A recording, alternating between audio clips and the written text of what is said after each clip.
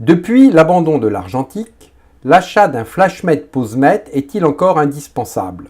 Comme on peut le voir sur l'écran de ce réflexe, il n'est pas toujours facile de se rendre compte de la bonne exposition. 3 diaphes d'écart séparent ces 3 photos. Avec l'utilisation du flashmètre, on sait très précisément la vitesse et l'ouverture que l'on doit utiliser pour un ISO donné. Ici, pour 100 ISO, une vitesse de 1/125e et une ouverture de f16. Le fonctionnement d'un flashmètre est assez simple. On choisit le mode, lumière continue ou flash, la sensibilité qui est naturellement la même que celle de l'appareil, 400 ISO ou 100 ISO, la vitesse qui est généralement comprise entre 1/60e et 1/250e pour le flash, et toutes les vitesses de 60 secondes ou 1/8 millième pour la lumière continue. On appuie sur le bouton de prise de la mesure et le diaphragme que l'on doit utiliser s'affiche au 1/10e près. Un petit globe blanc appelé lumisphère qui recouvre la cellule peut être déplacé pour passer du mode lumière incidente en mode lumière réfléchie. Lorsque l'on utilise le mode lumière réfléchie, on dirige le flashmètre vers le sujet. Le posemètre, qui s'utilise avec la lumière continue, va nous permettre de réaliser des réglages très précis.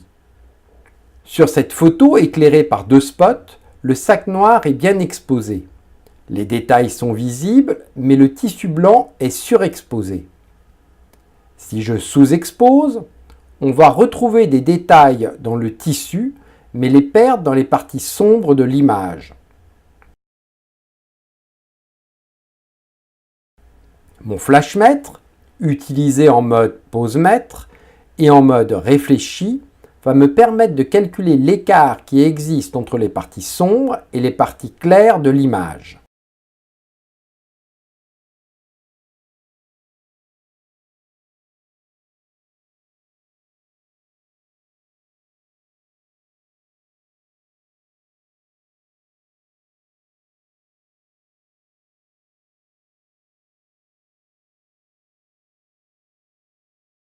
Je trouve 5 diaphes d'écart.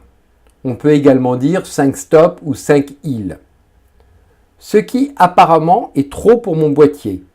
Je vais donc baisser l'éclairage du tissu et augmenter celui du sac afin de trouver un écart moins important qui me donnera une photo plus équilibrée.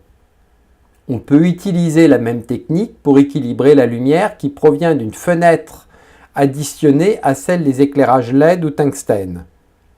Pour le flash en studio, on va le plus souvent utiliser le mode lumière incidente.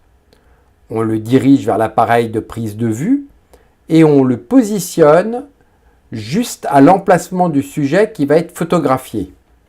On relie le flashmètre au flash par le cordon de déclenchement, on règle la vitesse, on règle la sensibilité, puis on déclenche. Il ne reste plus qu'à lire l'ouverture indiquée, ici f11,6. C'est une mesure très précise, au 1/10e près.